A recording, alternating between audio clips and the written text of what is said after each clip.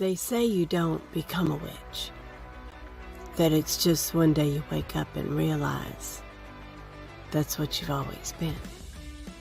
The one that doesn't always fit in. The one that likes the woods, the sun and sky, cats, owls, and the moon. The one who stays up late reading books, playing role-playing games, and learning the names of the stars. The one that likes to wear black eyeliner, capes. And then you realize, oh, that's what I am. I'm a witch.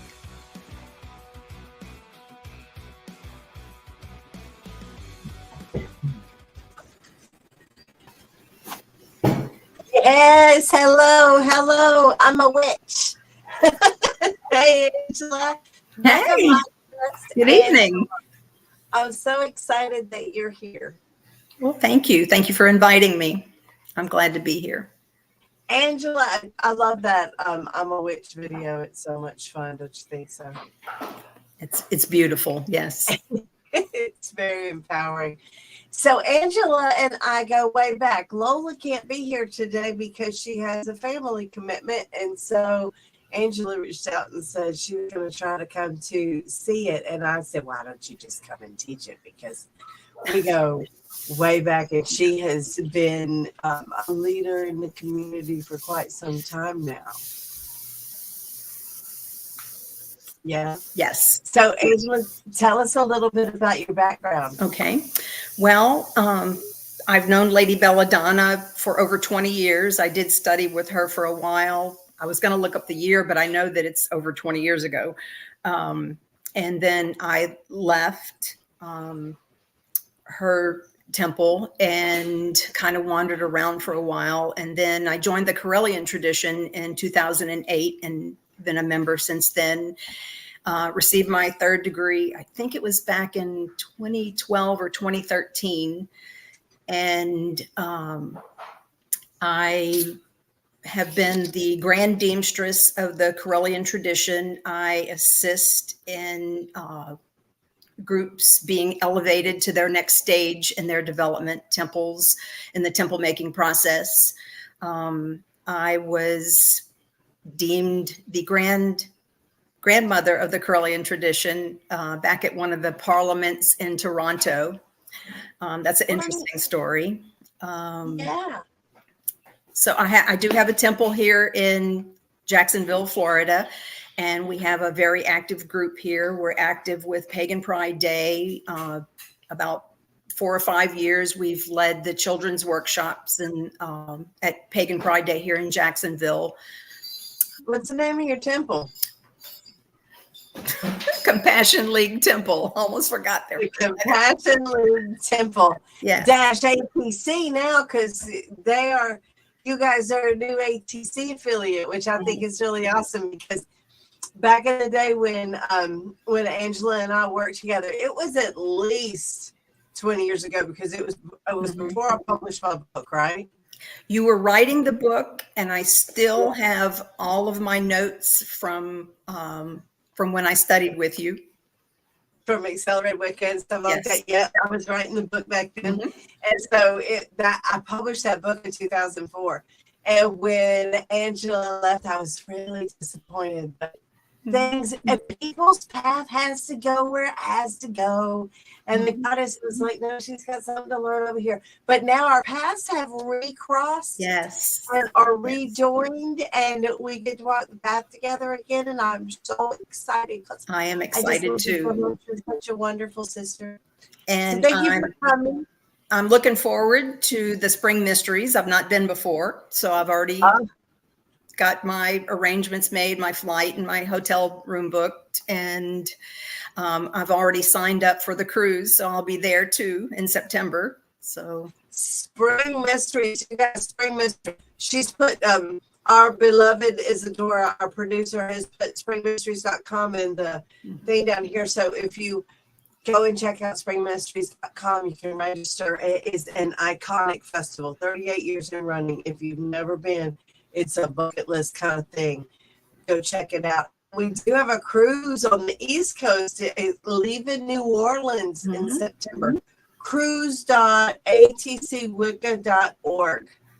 So thank you, Angela. Yeah, pagans on the water, witchcraft on the water, I think is what, or is it witches on the water? I am so excited to be on a cruise with a bunch of pagans. It is going to be just something else. We are going to have a fantastic year of festivals. Yes. Yeah. Lots of good things coming up. Speaking of good things coming up, you got to write all that stuff down. You got to record all of those things or you'll forget about it, which brings us to our topic tonight. One of two topics. The first one is Book of Shadows. A Book of Shadows is so important to a witch. I think it was way more important back in the day before the printing press than it is now, because we have books now that we can learn from. But still, if you do not write things down, you will forget them. Yes. It's a good reference tool. Yes. Yeah. You don't remember what you don't remember. That's, you make this potion or something and you're like, oh, I remember exactly what's in this. This is so important. It's such a monumental spell. I'll never forget what's in it. And then 6 months later, you look at that jar that you didn't label and you go, I remember this was important, but you don't remember it anymore. So you have to write all of these things down. Angela, what do you record in a Book of Shadows? Do you have one? I do have one, and I keep mine in a e-format now, electronic. That may not be for everybody, but it's very convenient for me. I can carry it with me in my purse. I keep rituals. I keep spells, potions, just assorted different private notes that I have, especially being the leader of a temple. I think it's very important to keep notes on activities. Oh, yeah. And it's really what I love is year after year after year, you've got all of these layers of rituals that you've done. In the school, we have the juniors and the seniors put all of their rituals in a file, and that's like that year's worth of rituals. And it's really wonderful to go back and look at all of the different Beltanes that were done, right? Yes. And it's even better if you have pictures and stuff like that. But I agree, in this age of electronics, I have 20, 30 years of witchcraft online. Like, when I started, we did not have computers like we do today at all. Like, I had a computer at work, and I was lucky to have it. But somewhere along the line, we moved from pen and paper to electronics, and I have rituals going back to, I don't know, the 1900s. The 1900s. That sounds creepy. Sounds like a century ago. It's only a quarter of a century, though.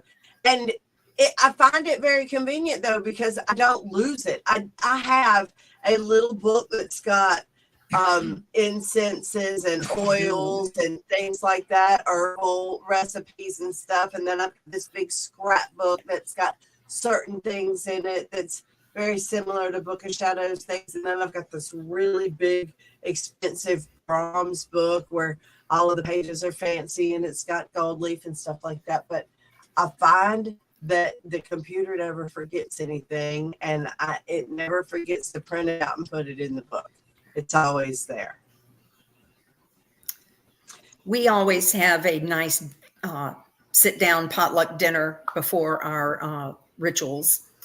And so I think it's even nice to keep recipes that are associated with all the different Sabbats in the Book of Shadows also. Oh, yeah. So recipes for feasts, and then spells, how to do candle magic, what kind of wand a willow bark makes, the different kinds of woods, rituals, Sabbats, lore, mythology. I really like, one of the things that I think is fun about the Book of Shadows is local legend. Like, if you park your car on this road at the full moon, it'll roll uphill or something like that.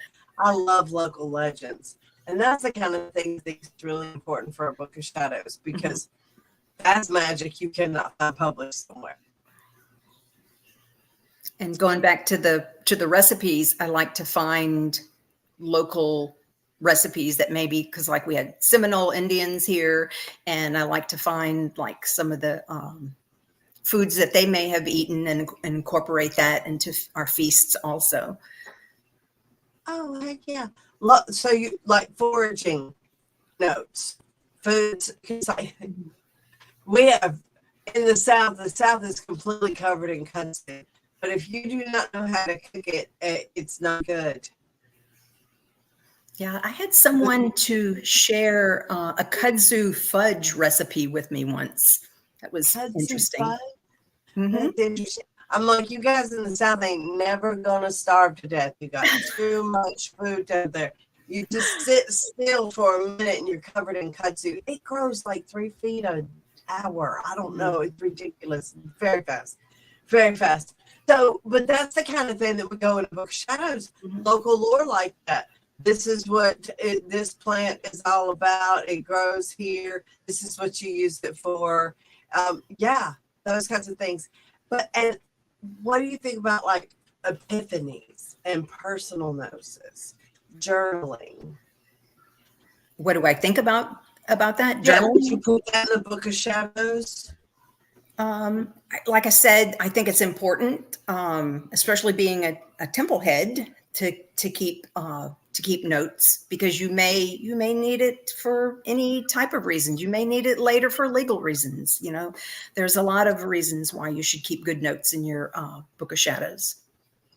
So, I mean, that goes to people who shows up for ritual, what was given out for ritual, gifts, if any were given, donations received, expenses. There's a lot of notes that you should keep on that. I find that a Book of Shadows is really helpful to have, but also a Book of Light. It's like a Book of Light is more about, this is what happened in my day. This is the epiphany that I had about this. This maybe even my calendar, those kinds of things. A Book of Light are things that personal gnosis stuff that happens day to day and then a Book of Shadows is the actual magic that you're doing that you don't want to necessarily share with everybody. Right. You keep that in coven or personally. And back in the day, they used to make you copy it. You had to sit down and copy the Book of Shadows from the person before you. And they surmised that this is how errors have happened, like how earth and fire might have gotten switched around. No, earth and air might have gotten switched around in somebody's Book of Shadows somewhere, because some Book of Shadows have air in the north from ancient times. Oh, I say ancient times, from 50, 60 years ago. And some have earth in the north. So they're different. And so they wonder if there was a typo somewhere. Human error. Human error. Miswriting something down. Well, it's really important that we record these things also, though, because things change. The craft is living. It changes from person to person. Yes. And if you don't record what you're doing, you can't expect your students to do exactly what you're doing. They're going to learn from you, and they're going to build on what you're teaching them. So if you want to preserve what your magic brought, your path, what you learned, what you gleaned, what you have to share, you have to keep a Book of Shadows, because that will outlive your magic. Yes, Angela? It's a good teaching tool also. Yeah. It is a good teaching tool. What else? What else would you have to share about it?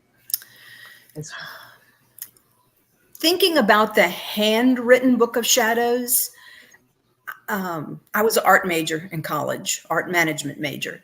I think about all the beautiful artwork that you can put in a Book of Shadows. Whether it's for each Sabbath, the moons, whatever. I just think that art is important. So I love art. Well, and being able to put like dried petals, mhm, like this is a chamomile. This is what it looks like, mhm. or lavender, or whatever, and then you write in what all lavender means and stuff like that. I like putting in like almost like a scrapbook Mhm. pieces of it. Somebody asked how you organize Book of Shadows. So the way I organize a Book of Shadows is that it is a 3-ring binder or a 5-ring binder or peg system or something where you can move stuff around. Because like a bound book like that, I would consider that more of a journal. A Mhm. Book of Shadows, you have to have some flexibility with. Right. Would you agree, Angela? Yes, to add different Sabbath rituals, whatever rituals, recipes, whatever that you want to add to it. In my e-file that I have, I keep folders for each Sabbath and like different topics. And that way I can go and say, okay, well, this is the ritual we did in 2012, or this is, what we did last year. So it's easy to access and easy to locate when those are needed. Right. And you would want to pick out like what kind of topics you would want. You just build it as you go. Mhm. It's, well, you know, Yes. you're going to do SBATs or moon rituals. You know, you're going to do Sabbats. You know, you're going to have spells. You know, you're going to have other rituals. And so then you want to start with those topics.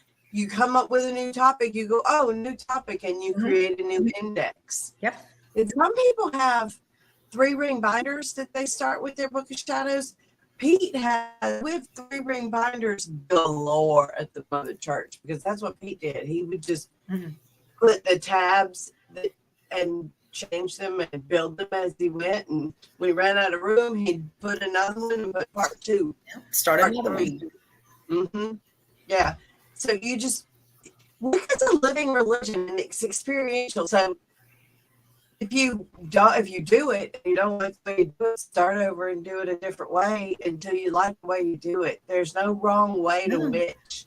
And there's nothing wrong with, you were talking about epiphanies. Well, you might have an epiphany of how you want to change your Book of Shadows.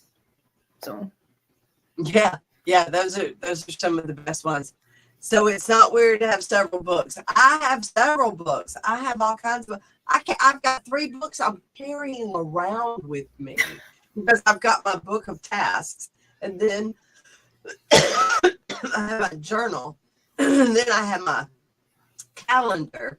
So it's just witches usually are very scholarly and come with Mhm. books and big bags of things, all kinds of accoutrements. So we're getting to see the picture up close. Isadora is showing us the details of the picture. The next thing that we want to ask is, if you pulled this card in a reading, if you pulled it out of an oracle deck and you did a 1-card reading, what would you think that this card meant to say to you? Like how would you interpret that, Angela? Well, I see a bookshelf. I see lots of books. It may mean to me, do I need to reorganize my bookshelf? Do I need to read more? I see the owl. I see the symbol. I see the actual Book of Shadows there with a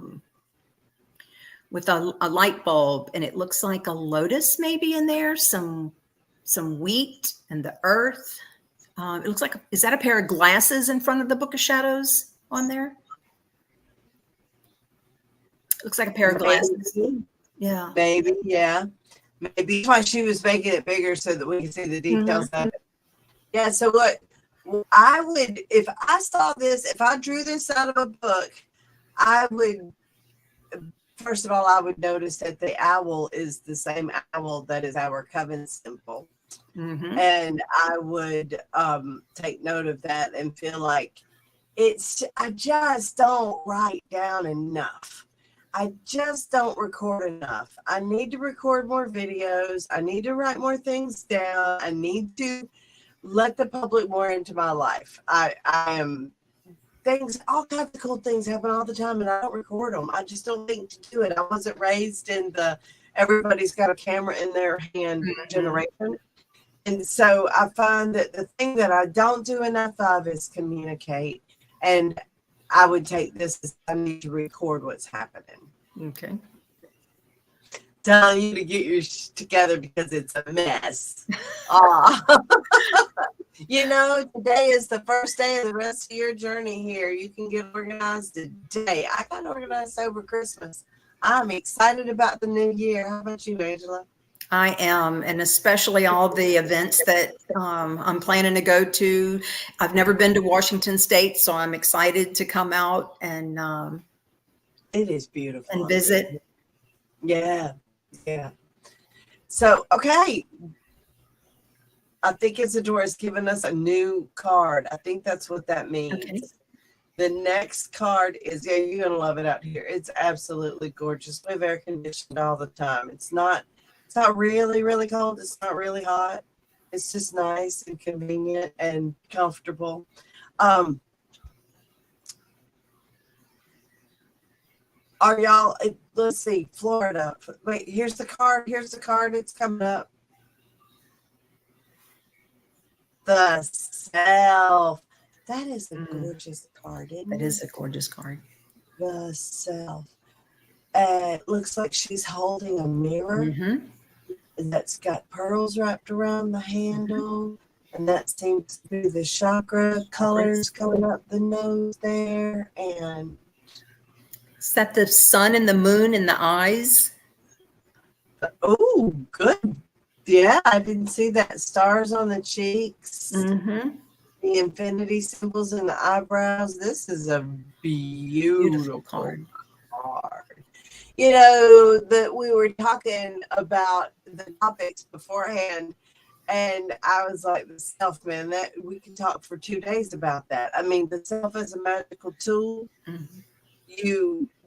There's so many layers, right? There's like your prosperity, your mental mindset, your, dreams and goals, the fact that you don't need anything to do magic except you. It's a beautiful card. And there's all kind of rays coming like behind it, blue and white rays. It's a beautiful card, yes. So what do you think the blue and white rays represent? My first thought was the sky is blue. That was my first thought, not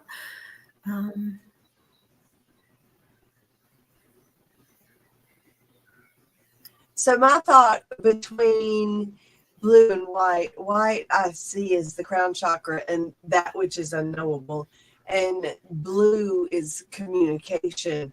So the journey, you never know what's going to happen next, and you're constantly communicating to the world who you are. So that's kind of how I took that. Yes. If you get something else, please share. The self is a magical tool. There are entire schools of thought who think, who believe that your brain is your whole magical tool, and your body is here to just carry your brain around.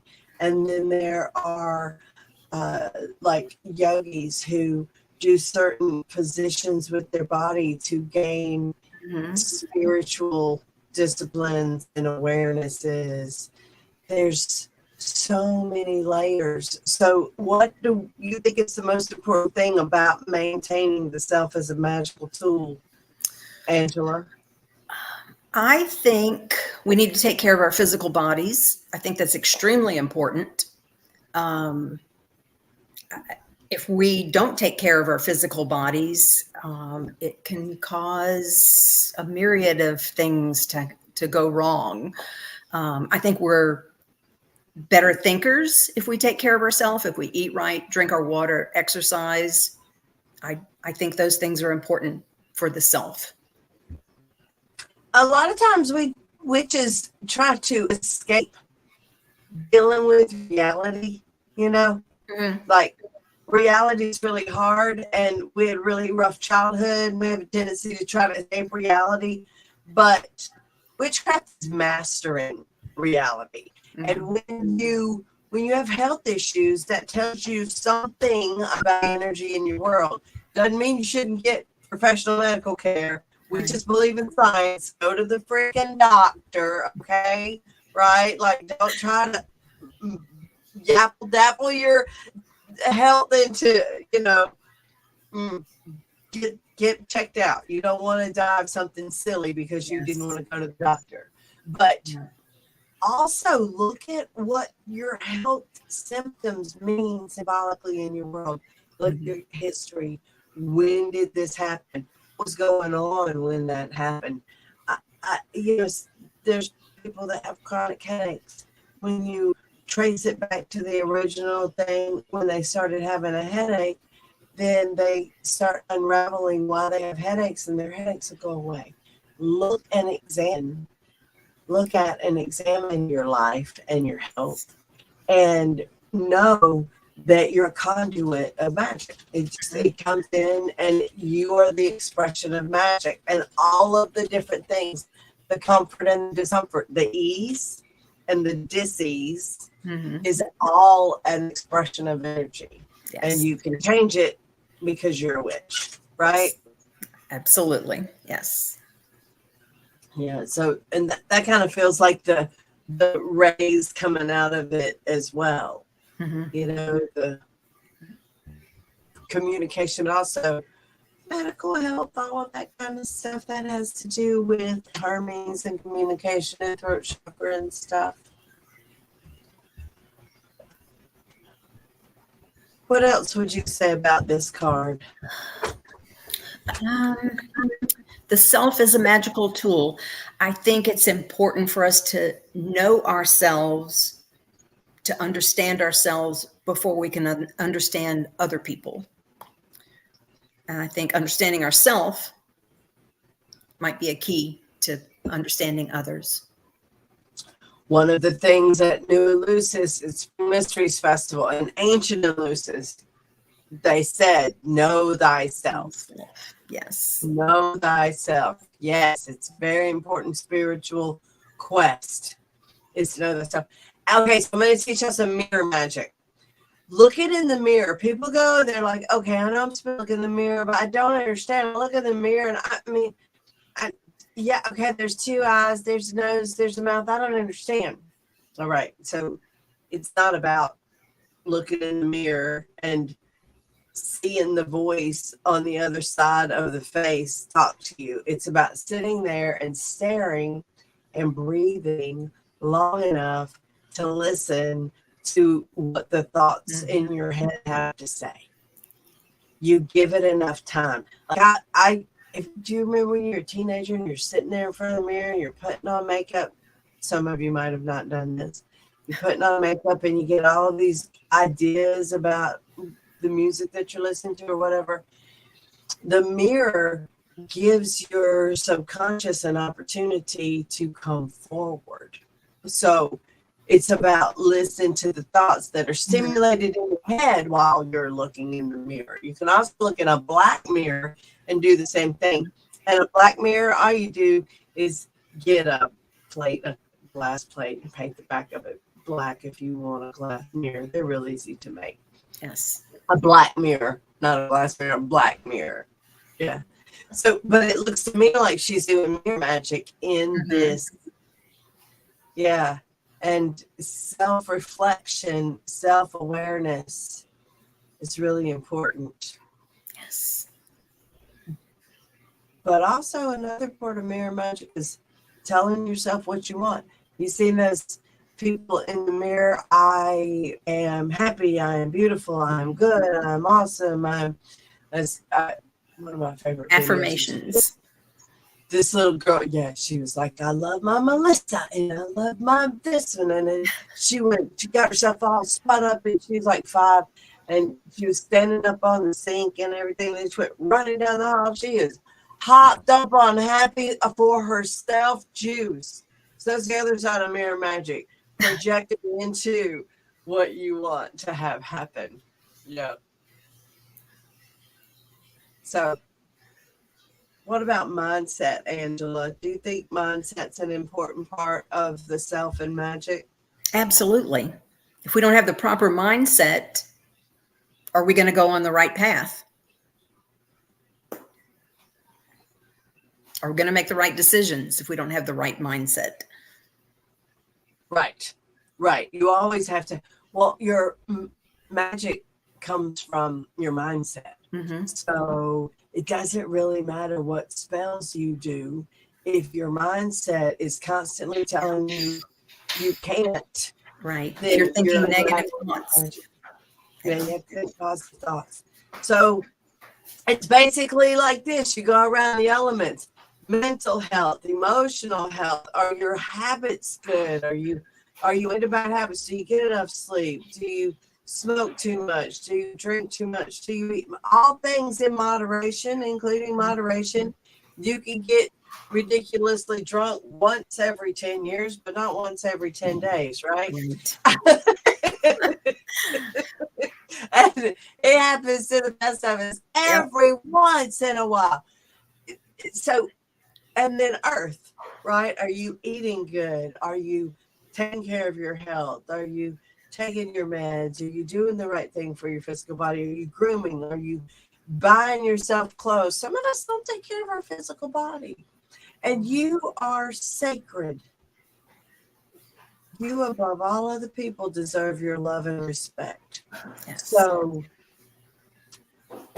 seeing yourself as a magical tool might change your mindset about how you do your magic and where your magic comes from. Mm-hmm.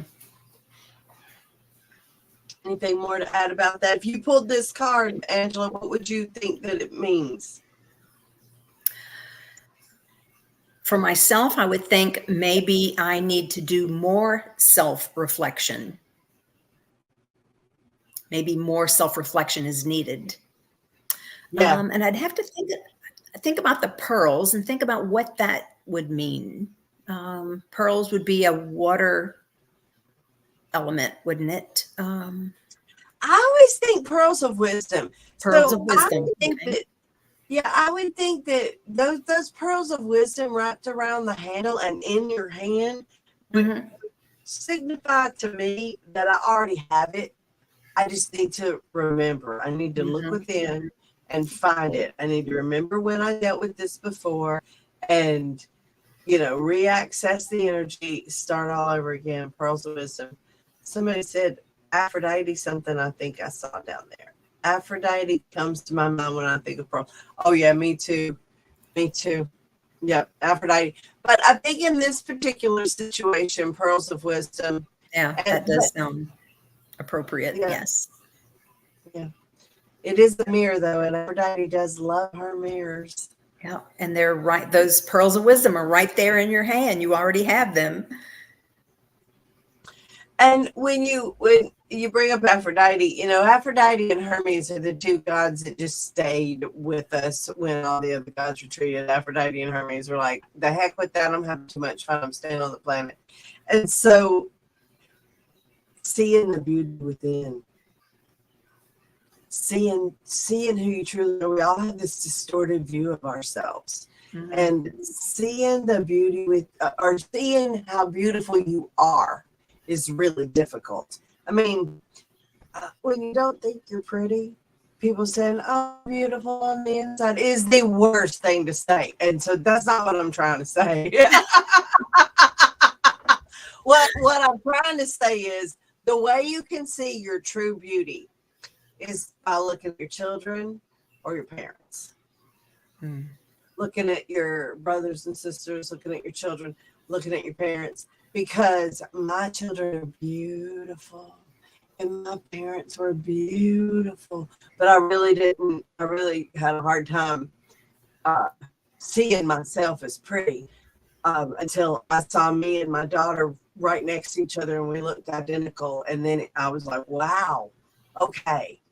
I look like Sana. Are you kidding me? You know, and it changes the way you see yourself, right? Yeah.